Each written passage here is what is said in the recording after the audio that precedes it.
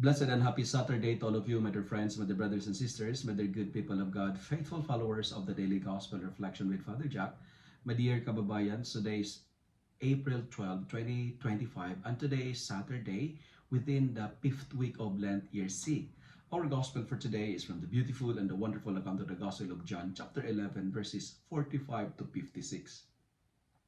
I firmly believe that if you are a threat, you're always the target. In today's gospel, the chief priests and the Pharisees called a meeting of Sanhedrin. These religious officials and leaders were extremely concerned about Jesus and his growing influence and popularity with the people. And the agenda of their meeting was, they're asking each other, what do we need to do to maintain our influential status? What do we need to do to prolong our power and our position?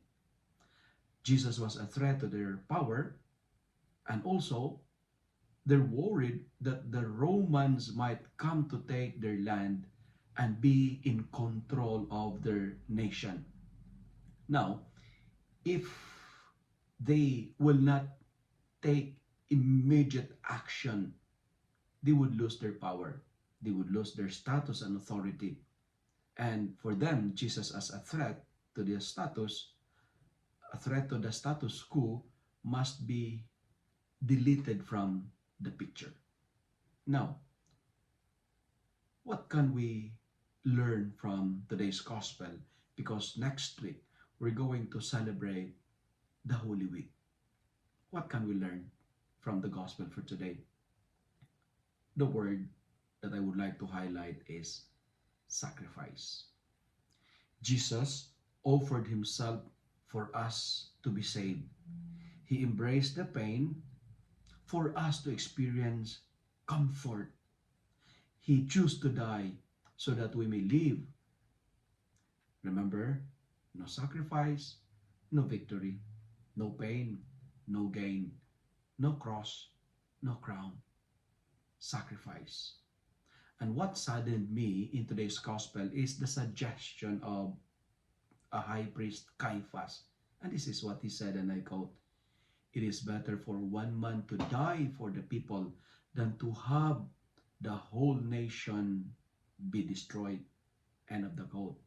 And because of their greed of power, because of the desire to prolong their authority, and to advance their selfish and greedy motivations, they wanted Jesus to be killed. It pains me because nowadays, there are minions of Caiaphas who change the policy and constitution just to advance their malicious and wicked desires to prolong their greed for power. Many individuals degraded the dignity of others just to exalt and promote their selfish plans and desires. My friends, live a life like a candle. What I'm trying to say is this: keep burning yourself to give light to those in darkness. And that's what Jesus did. He sacrificed himself for all of us.